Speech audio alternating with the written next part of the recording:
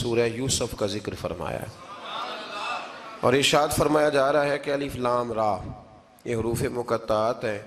فرمایا تلک آیات الکتاب المبین، یہ آیتیں ہیں کھلی ہوئی روشن کتاب کی. فرمایا انا انزلناہ قرآنا عربیا لعلکم تعقلون، بے شک ہم نے قرآن کو عربی میں اتارا ہے تاکہ آپ لوگ اسے خوب سمجھ لیں. ارشاد فرمایا جا رہا ہے نحن نقص علیک احسن القصص، ہم بیان کرتے ہیں آپ سے ایک بڑا ہی پیارا قصہ. احسن القصص، قصوں میں سے ایک بڑا پیارا قصہ. بما اوحینا، تاکہ ہم اس قرآن کے ذریعے جو ہم نے آپ کی طرف نازل کیا ہے، ہم ایک پیارا قصہ آپ سے بیان کرتے ہیں. وَإِن كُنتَ مِن قَبْلِهِ لَمِنَ الْغَافِلِينَ، اگرچہ اس سے پہلے آپ اس کی خبر رکھنے والوں میں سے نہ تھے. قصہ کیا ہے؟ قصہ یہاں سے شروع ہوتا ہے. اذ قال یوسف لأبیہ، جب کہا حضرت یوسف علیہ السلام نے اپنے باپ سے. کیا کہا؟ کہا یا ابتی، اے میرے باپ، انی رأیت احد عشر کوکبا، بے شک میں نے خواب میں دیکھے ہیں 11 ستارے. والشمس، اور سورج، والقمر، اور چاند. رأیتہم لی ساجدین، کہ وہ مجھے سجدہ کر رہے تھے. یہ خواب دیکھا. حضرت ابراہیم علیہ السلام کے بیٹے حضرت اسحاق علیہ السلام، اور حضرت اسحاق علیہ السلام کے صاحبزادے حضرت یعقوب علیہ السلام. حضرت یعقوب علیہ السلام نے کئی نکاح فرمائے. اللہ نے آپ کو 12 بیٹے عطا فرمائے. 2 بیٹے تھے آپ کے، حضرت یوسف علیہ السلام اور حضرت بنیامین علیہ السلام، جو ایک والدہ سے تھے. حضرت یوسف علیہ السلام بڑے حسین و جمیل تھے، بڑے خوبصورت تھے. کچھ لوگ ظاہراً خوبصورت ہوتے ہیں تو کچھ کی ساتھ عادتیں بھی بڑی خوبصورت ہوتی.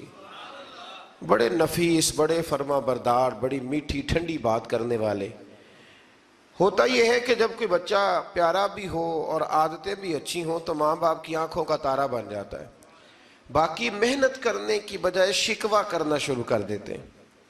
تو حضرت یوسف علیہ السلام کے والد حضرت یعقوب علیہ السلام اپنے بیٹے سے بڑا پیار کرتے تھے.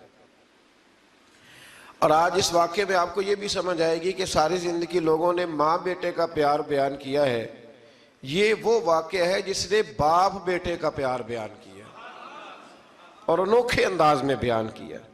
یعنی باپ اور بیٹے کے پیار کا بھی کوئی شخص کسی جگہ تصور کر سکتا، اسے ماپا اور تولا جا سکتا نہیں ہے.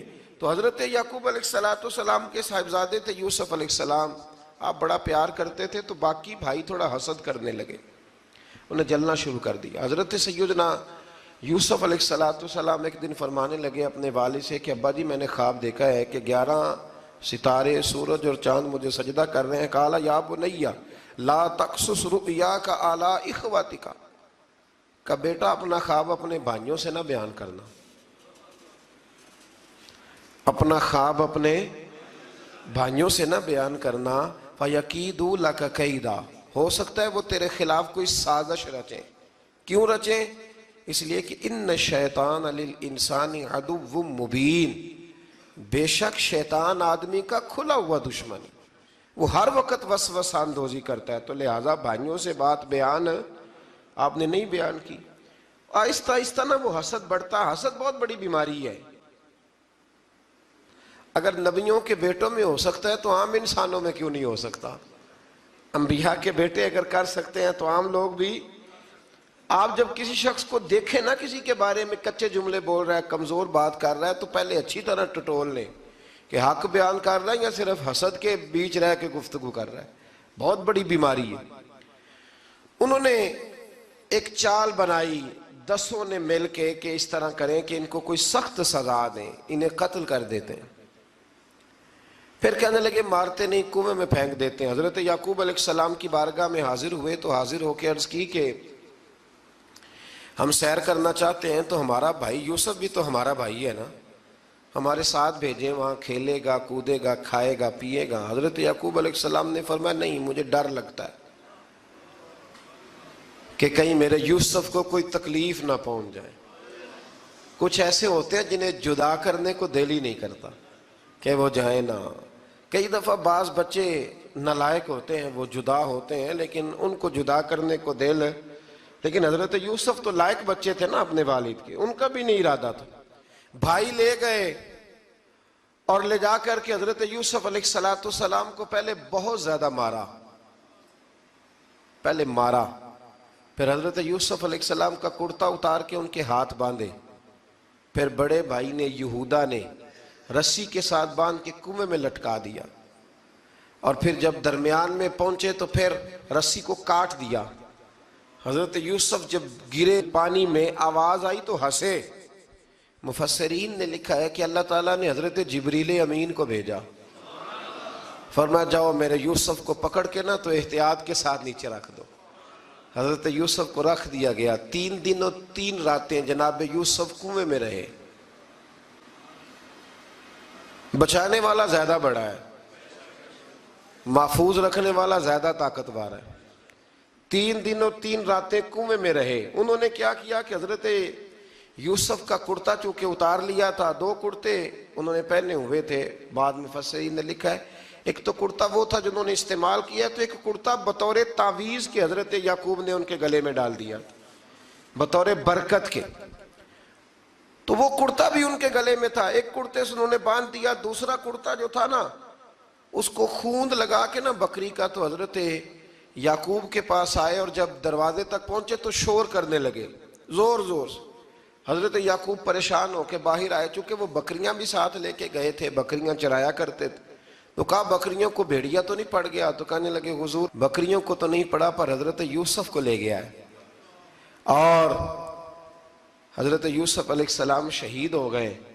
حضرت یعقوب علیہ السلام نے نا وہ کرتا دیکھا تو کرتا دیکھ کے فرمانے لگے بڑا سیانہ تھا بھیڑیا، یوسف سارا کھا گیا ہے پر کرتا کسی جگہ سے پھٹا بھی نہیں. اس کا مطلب ہے کہ حضرت یعقوب کو سمجھ آ گئی کہ میرے یوسف کو بھیڑیے نے کھایا نہیں ہے. یہ قرآن مجید ہے. فرمایا بڑا سمجھدار تھا بھائی، کرتا پھٹا بھی نہیں اور یوسف وہ سارا کھا گیا. اب یہ روز وہاں بکریاں چرانے جاتے تھے. یا جناب یعقوب تو رونے لگے تو بھائی روز جاتے تھے، جھانک جھانک کے دیکھتے تھے کہ یوسف ہے کہ نہیں. تیسرے دن ایک قافلہ وہاں سے گزرا جو مصر جا رہا تھا. انہوں نے پانی نکالنے کے لیے جب ڈول لٹکایا تو حضرت یوسف نے پکڑ لیا. اس شخص نے حضرت جناب یوسف علیہ السلام کو اوپر کھینچا. جب اب واپس اوپر زندہ نکل آئے تو بھائی پھر حیران ہو گئے. ابھی بھی شکر ادا نہیں کیا کہ 3 دن کے بعد دیکھو اللہ نے کتنا فضل فرمایا ہے. لیکن وہ پھر کہنے لگے قریب آ کے نا اس سے یہ ہمارا بھاگا ہوا غلام ہے، اگر تمہیں چاہیے تو لے لو، سستا بیچ دیں گے. حضرت یوسف کا قول بعد مفسرین نے لکھا ہے، آپ فرماتے ہیں کہ مجھے جب انہوں نے تھپڑ مارے تو اتنی تکلیف نہیں ہوئی، کنویں میں پھینکا تو اتنی تکلیف نہیں ہوئی. تکلیف تب ہوئی جب انہوں نے مجھے بھائی نہیں مانا اور کہنے لگے یہ ہمارا بھاگا ہوا غلام ہے. تو کہا کتنے کا بیچو گے؟ کہا تم 20 درہم دے دو اور لے لو. 20 درہم کا جناب یوسف کو بیچ دیا. وہ لے گئے مصر کی منڈی میں، وہاں قیمت لگنے لگی کتنے ہزار اتنے ہزار اتنے ہزار. اللہ اکبر. جناب یوسف کہتے میں نے وہ رنگ بھی دیکھا کہ جب میرا باپ سب سے بڑھ کر مجھ سے پیار کرتا تھا اور آج میں وہی یوسف ہوں جس کی بولیاں لگ رہی، جس کی بولیاں لگ رہی. عزیز مصر آ گیا. مصر کا جو مال خزانہ کا مالک تھا وہ شخص آ گیا. اس میں بھی کئی اقوال ہیں کہ وہ بادشاہ تھا کہ کیا تھا. بہرحال عزیز مصر آیا، خزانوں پر قبضہ اسی کا تھا. اس نے حضرت یوسف علیہ السلام کے وزن کے برابر سونا تول کے دیا، وزن کے برابر چاندی تول کے دی، وزن کے برابر اس نے ہیرے جواہرات دیے. پھر گھر لے گیا. اور جناب یوسف علیہ السلام فرماتے ہیں میں ایک آزمائش سے نکلا، جب گھر آیا تو بڑے سکون سے رہنے لگا. عزیز مصر نے اپنی بیوی زلیخا سے کہا اس کا خاص خیال رکھنا. فرماتے ہیں محبت ملنے لگی، پیار ملنے لگا، گھر میں بڑی خوشی سے رہنے لگا. پر اللہ کو کچھ اور ہی منظور تھا. آزمائش پر آزمائش ذرا دیکھیے گا. پہلے باپ کا پیار، پھر کنواں، پھر کنویں سے بچ گئے تو مصر کی منڈی. فرماتے ہیں وہاں سے میں بچ کے آیا تو عزیز مصر کے گھر رہنے لگا. زلیخا فریفتہ ہو گئی، گناہ کی دعوت دینے لگی. تو حضرت یوسف نے کہا قال معاذ اللہ، میں اللہ کی پناہ چاہتا ہوں. سارے دروازے بند کر کے جب وہ پیچھے بھاگی، اصل حسین وہی شخص ہوتا ہے جو اپنے باطن کے حسن کو بچا لیا کرتا ہے. جو سوداگری کرنے لگے وہ تھوڑا حسین ہوتا ہے. حضرت یوسف علیہ السلام جب بھاگے تو اس نے پیچھے سے پکڑ کے کرتا کھینچا، کرتا پھٹ گیا. ابھی آپ دروازے تک پہنچے تھے، عزیز مصر خود آ گیا. اس نے آگے کہا یہ کیا ہو رہا ہے؟ تو اس نے مکر کیا، زلیخا نے، کہنے لگی کہ ہونا کیا ہے، اس کو گھر میں رکھ کے پالا ہے، اب جوان ہوا ہے تو معاذ اللہ اس نے میرے طرف دست درازی کرنے کی کوشش کی ہے. حضرت یوسف پھر خاموش ہو گئے. بھائی بیچ رہے تھے تو پھر بھی خاموش تھے. کبھی کبھی کچھ چیزیں خاموش رہ کے سہنی پڑتی ہیں. زخم پہ زخم کھا کے جی، خون جگر کے گھونٹ پی، آہ نہ کر لبوں کو سی، یہ عشق ہے کو دل لگی نہیں. حضرت یوسف علیہ السلام پھر چپ ہے. زلیخا نے بڑی باتیں کی. ایک دانا آدمی تھا، قرآن کہتا ہے ایک بولا بولنے والا، ایک عقل مند بولا. اس نے کہا دیکھو، نہ زلیخا کی سنو نہ یوسف کی سنو. اگر تو کرتا آگے سے پھٹا ہوا ہے تو پھر غلطی ہے جناب یوسف کی، اور اگر پیچھے سے پھٹا ہے تو پھر زلیخا کی غلطی. حضرت یوسف کی معاذ اللہ پھر غلطی. تو عزیز مصر نے کرتا دیکھا تو پیچھے سے پھٹا تھا، لیکن امام قرطبی کہتے ہیں وہ کوئی عقل مند آدمی نہیں، وہ تو 4 مہینے کا بچہ تھا.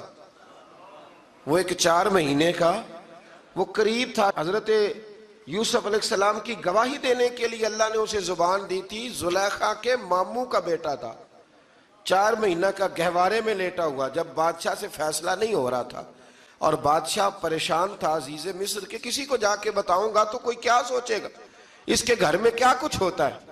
کہتے پریشان تھا تو پنگوڑے سے بچہ بول پڑا. کہنے لگا بادشاہ اگر تو کرتا آگے سے پھٹا ہے تو پھر معاذ اللہ غلطی حضرت یوسف کی، اگر پیچھے سے پھٹا ہے تو پھر زلیخا کی. تو کرتا پیچھے سے پھٹا تھا. حضرت یوسف کے حق میں گواہی مکمل ہو گئی. اب آہستہ آہستہ نا دربار میں محل میں بات پھیلنے لگی. تو بیویاں کہنے لگی اوہو، زلیخا تو ایک غلام پہ عاشق ہو گئی ہے، ایک غلام پہ. تو زلیخا کہنے لگی تم اجے میرا محبوب نہیں ڈٹھا. یہ رٹے ڈالنے والے دیکھتے نہیں اور دور کھڑے رہ کے کہانیاں سناتے رہتے. اس نے کہا تو نے ابھی دیکھا نہیں نا، تو نے ابھی، تجھے کیا پتا ہو کہ ماجرا کیا ہے. تو کہنے لگی نہیں تو غلام پہ. اس نے کہا چلو تجربہ کراتی ہوں. ساری عورتوں کو بٹھایا، ہاتھ میں ایک ایک سیب دیا، ایک ایک چھری دی، اور جب پوری تیاری ہو گئی پھل کاٹنے کی عورتوں کی تو جناب یوسف سے کہا ذرا جھلک تو دکھاؤ. تو حضرت یوسف نے جب جھلک دکھائی تو قرآن کہتا ہے سیب کاٹنے کی بجائے ہاتھ کاٹ لیے، اور کہنے لگی اوہو یہ کوئی بشر نہیں، یہ تو کوئی فرشتہ ہے، یہ کوئی فرشتہ ہے، یہ تو کوئی اللہ تبارک و تعالیٰ کی طرف سے آنے والا کوئی کرامت والا، عزت والا، شان والا فرشتہ ہے. حضرت زلیخا کہنے لگی سمجھ آئی ہے پھر تو مجھ پر شکوہ کرتی تھی. تو اب وہ بات بھی آہستہ آہستہ پھیلنے لگی کہ حضرت یوسف علیہ السلام کی غلطی نہیں، غلطی زلیخا کی. اب بادشاہ نے زلیخا سے کہا کہ اگر تو میں تیری بات کروں تو تیرے ساتھ میری بدنامی کا بھی ڈر ہے، کیا کرے. طے یہ پایا کہ حضرت یوسف کو جیل میں ڈال دیا جائے. پہلے بھائیوں کے تھپڑ، پھر کنواں، پھر مصر کی منڈی، پھر زلیخا کا الزام، اور پھر باری آ گئی جیل جانے کی. حضرت یوسف علیہ السلام کو جیل میں، کچھ نے لکھا ہے 12 سال جیل میں رہے، جیل میں ڈال دیا. حضرت یوسف علیہ السلام جیل میں کیا کرتے؟ واعظ فرماتے، تبلیغ فرماتے، لوگوں کو اللہ کی توحید کی دعوت دیتے.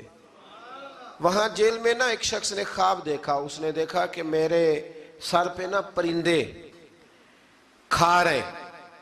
تو حضرت یوسف کہنے لگے اس کی تعبیر یہ ہے کہ تجھے قتل کیا جائے گا اور تیری لاش کچھ دیر پڑی رہے گی تو پرندے تیرے سر پہ آ کے بیٹھیں گے، یہ تعبیر ہے. ایسا ہی ہوا، واقعی وہ شخص قتل ہو گیا. ایک شخص نے دیکھا کہ وہ شراب کشید کر رہا ہے. اس نے بھی تعبیر پوچھی تو آپ نے فرمایا تو اپنے بادشاہ کو پلائے گا. محسوس ہوتا ہے کہ اتنی دیر تک شراب ناجائز نہیں تھی، تو اس کو شراب پلائے گا، یہ اس کی تعبیر ہے. وقت گزرتا گیا. وقت جو ہوتا ہے نا، وقت یہ خود بخود لوگوں کی بے گناہی ثابت کر دیتا ہے. ایک وقت میں نا پراپوگنڈا ہوتا ہے تو ہر آدمی پراپوگنڈے کا شکار ہوتا ہے. پھر جب وقت گزرتا جاتا ہے تو خود بخود وقت کا گزرنا کچھ چیزوں کا خود بخود حال بن جاتا ہے. حضرت یوسف علی نبینا علیہ السلام کو جب 12 سال بیت گئے تو بادشاہ نے، عزیز مصر نے خواب دیکھا. اس نے خواب دیکھا کہ 7 موٹی تازی گائیں دبلی پتلی گائیں کو کھا گئی، اور 7 خشک بالیاں ہیں اور 7 سرسبز و شاداب بالیاں ہیں. اپنے وزیر سے کہنے لگا کوئی تعبیر والا بندہ ملے. اس نے کہا کہ ایک بندہ ہے جس کی تعبیریں بڑی سچی ہیں. کہا وہ کون؟ کہنے لگے جناب یوسف. تو قید خانے میں پیغام بھیجا حضرت یوسف کو کہ خواب کی تعبیر بتائیں. تو جناب یوسف نے یہ نہیں کہا پہلے مجھے باہر نکالو، یہ نہیں فرمایا. فرمایا تعبیر یہ ہے، یہ جو 7 خشک بالیاں دیکھی ہیں نا، اس کا مطلب ہے کہ 7 سال تنگ دستی رہے گی، اور 7 سرسبز بالیاں دیکھی ہیں تو پھر 7 سال اللہ خوشحالی دے دے گا.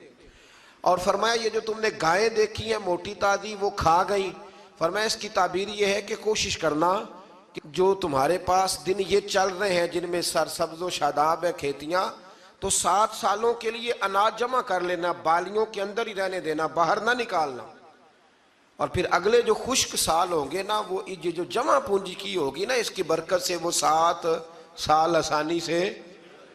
اس پر ہمارے مفسرین نے لکھا ہے، اس آیت پر صوفیاء اور بزرگ تو کہتے ہیں نا سارا اللہ کے راستے میں دے دو، یہ بھی بات اچھی ہے، لیکن اگر کوئی اپنے بچوں کے لیے آنے والے وقت کے لیے کوئی چیزیں سنبھال کے رکھے تو یہ بھی سورہ یوسف سے ثابت ہے.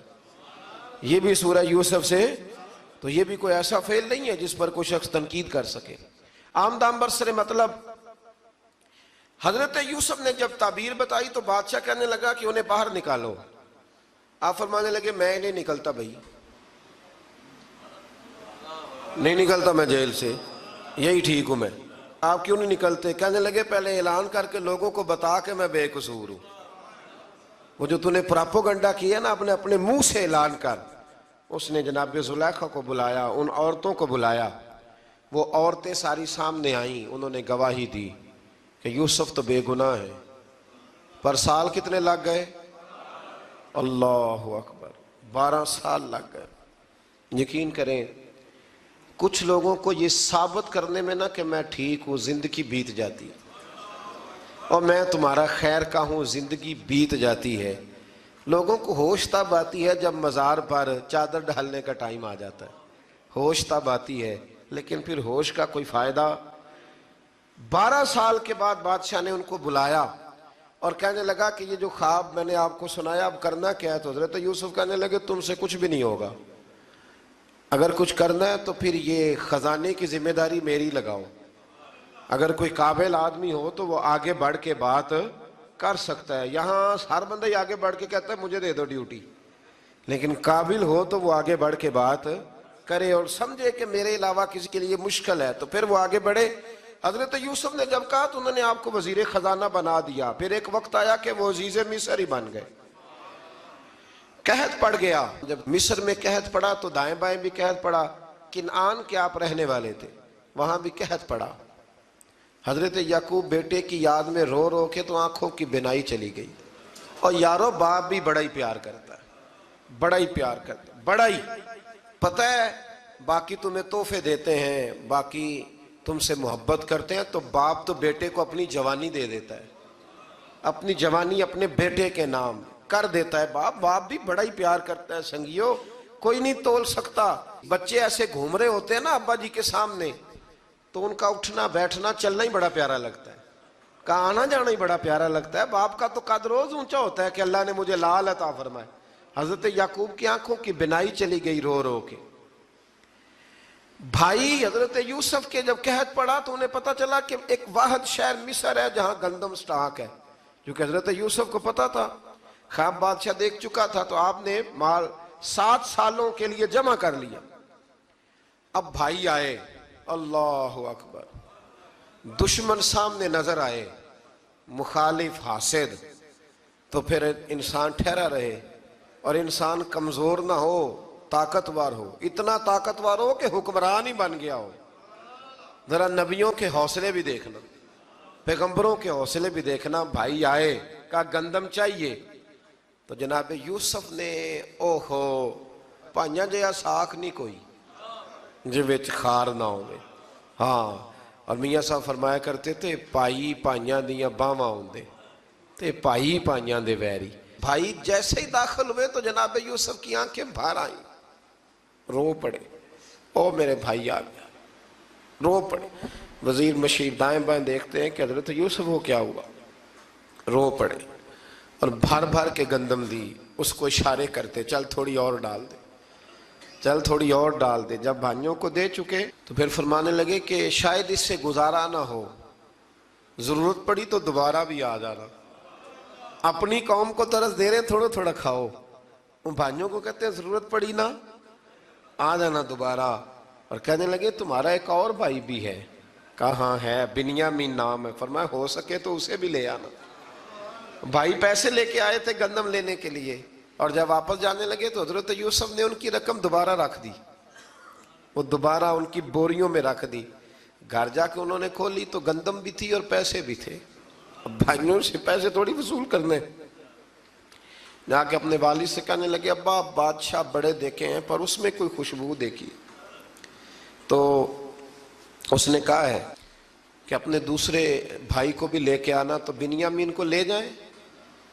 हजरत याकूब फरमाने लगे पहले भी तुम पे भरोसा कर चुका हूं, बार बार नहीं करूंगा, यूसुफ गवा चुका हूं। पोते बोल पड़े, कहने लगे दादाजी आप तो हर वक्त यूसुफ यूसुफ ही करते रहते। उन्होंने जिद की, इसरार किया, तो जनाब बिन्यामीन को साथ वादा लेके, अहद लेके, कसम लेके भेज दिया हजरत याकूब ने। जनाब बिन्यामीन भी पहुंचे मिस्र में। ये दोनों एक माँ से थे, सगे दोनों थे।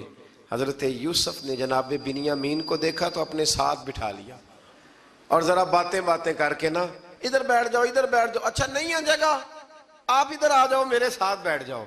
भाई था ना सगा, अच्छा चलो ठीक है आप इधर आ जाओ। भाई को साथ बिठा लिया।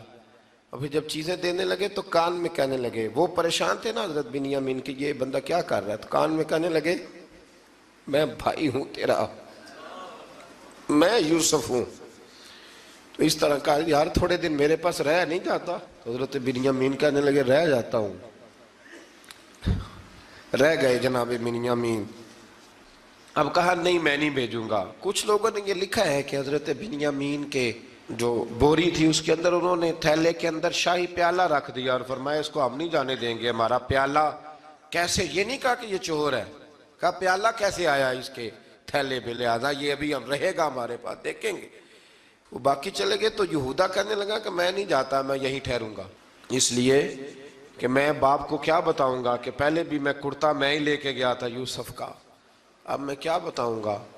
वापस गए और जाके बताया कि जनाब बिन्यामीन को उन्होंने रख लिया है, मामला बन गया है। वो कहते हैं कैसे प्याला आया है, शाही प्याला। हजरत सैयदना याकूब अलैहिस्सलाम फरमाने लगे मैंने तुम्हें पहले ही कहा था कि तुम मेरे बिन्यामीन को भी ले जा रहे हो, पहले मैं भरोसा करके यूसुफ के मामले में परेशान हूँ। फरमाया इस तरह करो, जाओ ढूंढो जाके मेरे यूसुफ को और ढूंढो जाके मेरे बिन्यामीन को, जाओ तलाश करो। अल्लाहु अकबर। भाई दोबारा आए, गंदम भी खत्म हो गई थी। आते ही कहा कि ऐ अजीज़े मिस्र बड़ी बुरी हालत है, हम बड़े परेशान हैं, हमारे बाप की रो रो के आंखें चली गई हैं, मेहरबानी करो कुछ गंदम भी दे दो और इस तरह करो कि हमारा भाई भी हमें वापस कर दो ताकि हम इसे ले जाएं और हमारे वालिद गिरामी की आंखें ठंडी हो। हजरत यूसुफ अला नबीना अलैहिस्सलातु सलाम उनकी बातें भी सुनने लगे और गौर से उनके चेहरे भी देखने लगे, गौर से। तो जब उन्होंने हजरत यूसुफ अलैहिस्सलाम की तरफ गौर से देखा तो हजरत यूसुफ कहने लगे मुझे पहचानते हो, पहचानते हो? कहा नहीं। फरमाने लगे मैं यूसुफ हूं। काला अना यूसुफ, कहने लगे मैं यूसुफ हूं। और हजरत बिन्यामीन की तरफ इशारा करके कहने लगे वह हाज़ा अखी, और ये मेरा भाई है। मैं यूसुफ हूं और ये मेरा भाई है। और फरमाने लगे अल्लाह ने हम पर एहसान किया है और जो तकवा इख्तियार करता है और सब्र करता है अल्लाह ताला उस नेक के अजर को कभी ज़ाया یہ نہیں فرمایا میں نے بڑے تقوی کیے پرہیزگاری کی تو بچ گیا، فرمایا جو بھی تقوی اختیار کرے گا، جو بھی صبر کرے گا، اللہ اس نیک کے اجر کو کبھی ضائع نہیں کرے گا۔ پھر فرمانے لگے جاؤ آج تم پر کوئی گناہ نہیں، جاؤ ایک دم ہی اسی وقت ہی فرمایا جاؤ میں نے تمہیں معاف کیا، جاؤ میں نے تمہیں معاف کیا۔ اور فرمانے لگے میری دعا ہے کہ میرا رب بھی تمہیں معاف کر دے۔ پھر فرمایا یہ میری قمیض لے جاؤ، میرا کرتا، اور میرے باپ کی آنکھوں پہ ڈال دینا، امید ہے ان کی آنکھوں کی روشنی واپس آ جائے گی، جاؤ لے جاؤ۔ تو وہ کرتا لے کے گئے، اذهبوا بقمیصی ھذا، یہ میرا کرتا لے جاؤ۔ دیکھو اللہ والوں کے وجود سے جو چیز لگ جائے تبرک بن جاتی ہے۔ تو وہ کرتا لے کے گئے بھائی، ابھی دور ہی تھے، تو قرآن مجید کہتا ہے ابھی وہ دور تھے تو سیدنا یعقوب علیہ السلام فرمانے لگے بھائی مجھے یوسف کی خوشبو آ رہی ہے، مجھے نا یوسف کی، اللہ اکبر، کون اندازہ کرے باپ اور بیٹے کی محبت کا، مجھے نا خوشبو آ رہی ہے، یوسف کی خوشبو، مجھے خوشبو آ رہی ہے۔ تو حضرت سیدنا یعقوب علیہ السلام کی آنکھوں پہ ڈالا تو روشنی واپس آ گئی۔ کعبہ جی ذرا چل کے دیکھو تو صحیح رب نے آپ کے بیٹے کو کتنی شانیں عطا فرمائی۔ چلو نا، یہ 72 لوگ تھے جو یہاں سے چلے کنان سے، اور ہزاروں کا لشکر لے کر حضرت یوسف آئے، ہزاروں کا لشکر لے کے والد کے استقبال کے لیے۔ اور جب باپ بیٹے کی ملاقات ہوئی تو امام غزالی فرماتے ہیں 4 لوگ دنیا میں بڑا ہی روئے ہیں، ایک حضور بڑا روئے ہیں امت کے غم میں، اور ایک سیدہ فاطمہ بڑا ہی روئی ہیں حضور کے وصال کے بعد، اور تیسرا فرماتے ہیں یعقوب بڑا ہی روئے ہیں حضرت یوسف کے لیے، بڑا ہی، اور چوتھے امام زین العابدین بڑا ہی روئے ہیں واقعہ کربلا کے بعد۔ یہ 4 لوگ بڑا ہی روئے۔ پھر جب ملاقات ہوئی دونوں کی تو اس درد سے ملاقات ہوئی کہ ہر آنکھ اشک بار ہو گئی، باپ بیٹا اتنی وارفتگی سے مل رہے تھے، اتنی وارفتگی سے کہ دائیں بائیں انہیں خبر ہی نہ رہی کہ باقی لوگ بھی ہیں۔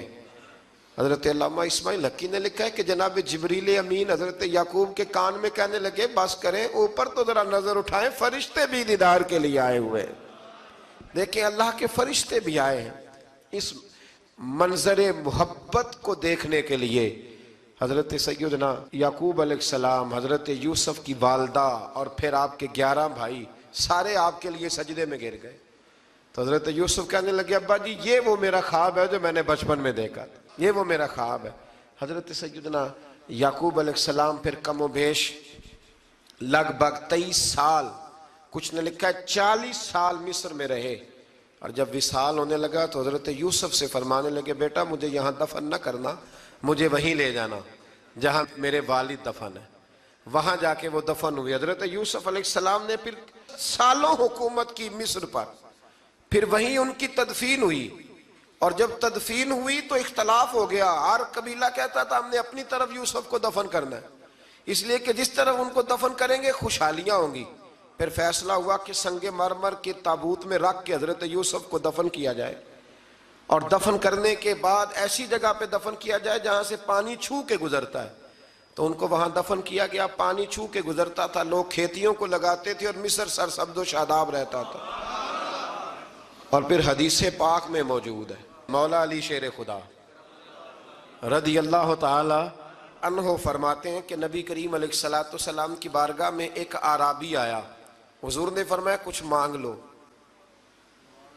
اس دیہاتی سے۔ حضور نے فرمایا ہے آج وہ مائل باتا، اور بھی کچھ مانگ لے۔ تو وہ کہنے لگا حضور آپ مجھے سواری کے لیے اونٹ دے دیں۔ حضرت علی کہتے ہیں میں نے کہا ہے افسوس، مانگا بھی تو کیا مانگا۔ حضور نے فرمایا چل کچھ اور مانگ لے۔ کہنے لگا چلے آنے جانے کے لیے کرایہ بھی دے دے، زادرہ بھی دے دے، کھانے کیا مانگا؟ تو حضور علیہ السلام نے اسے دے دیا۔ تو محبوب فرمانے لگے تجھ سے تو موسیٰ علیہ السلام کے دور کی وہ بوڑھی اچھی تھی۔ کہا وہ بوڑھی کون سی بوڑھی؟ تو حضور علیہ السلام فرمانے لگے رب کریم نے حضرت موسیٰ کو حکم دیا کہ جب آپ مصر سے نکلیں تو حضرت یوسف کی قبر کو کھود کر ان کا تابوت بھی ساتھ لے جائیں۔ تو حضرت سیدنا موسیٰ علیہ السلام نے عرض کی مالک وہ کیسے پتہ چلے گا؟ فرمایا وہ تو آپ نے خود ہی پتہ کرنا ہے، کہ وہ تابوت کہاں ہے، وہ دریا کے اندر تھا، کیسے پتہ کرنا ہے؟ پتہ کرتے کرتے پتہ چلا کہ ایک بوڑھی اماں ہے، اسے پتہ ہے تابوت کہاں ہے، وہ کدھر ہے تابوت، تو بوڑھی اماں کو پتہ ہے۔ حضرت موسیٰ بوڑھی کے پاس گئے، کہنے لگے اماں وہ تجھے پتہ ہے یوسف کی قبر کہاں؟ کہنے لگی پتہ ہے۔ تو کہا اماں پھر بتا دو، کہنے لگے مفت میں بتا دوں، نبی کے مزار کا ڈریس اور فری میں بتا دوں، یہ کیسے ہو سکتا ہے؟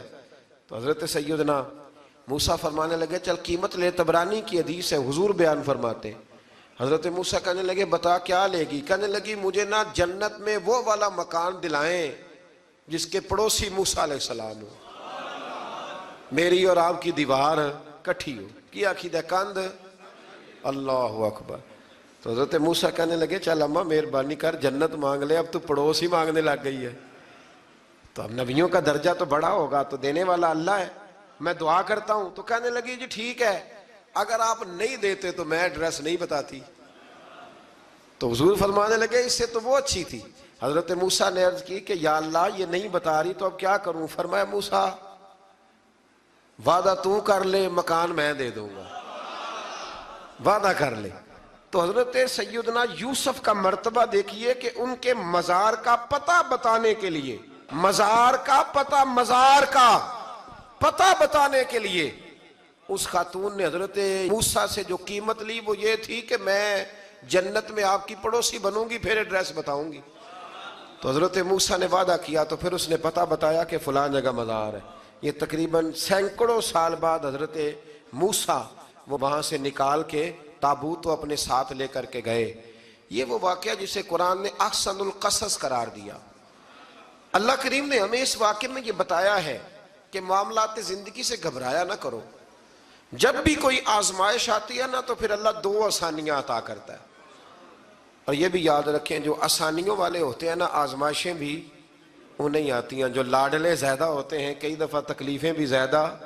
اللہ تعالیٰ لاڈلوں کو تکلیفوں سے محفوظ رکھے، لیکن تکلیفیں بھی زیادہ انہیں آتی ہیں۔ حضرت یوسف لاڈلے تھے تو سیدھے کنویں میں گئے تھے، لیکن اللہ بڑا کریم ہے، بھائیوں نے 20 درہم قیمت لگائی تو رب کریم نے فرمایا دیکھنا پھر میں اپنے یوسف کی کیا قیمت بیان کرتا ہوں۔ پھر کروڑوں اور اربوں قیمت لگی، پھر کہاں کی آزمائش تھی، کہاں کی بات تھی، وہ ہر جگہ صابر رہے، کسی جگہ ان کا کوئی شکوہ نظر، ایک تقوی، دوسرا صبر، خاموشی۔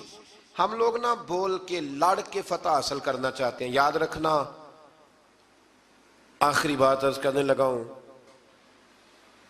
صبر کرنا اور کام کرنا، صبر کرنا اور اپنے حصے کا رزلٹ اپنی مرضی کا نہ مانگنا، رزلٹ رب کریم کی مرضی کا، نتیجہ صبر کریں اور اپنے حصے کی ڈیوٹی کریں، پھر دیکھیں اللہ کتنا عطا فرماتا ہے۔ ڈیوٹی میں بھی کمزوری نہ کریں اور بے صبری کا مظاہرہ بھی کبھی نہ کریں۔ اللہ تعالی ہمیں حضرت یوسف کا صدقہ نصیب فرمائے۔ آخر دعویٰ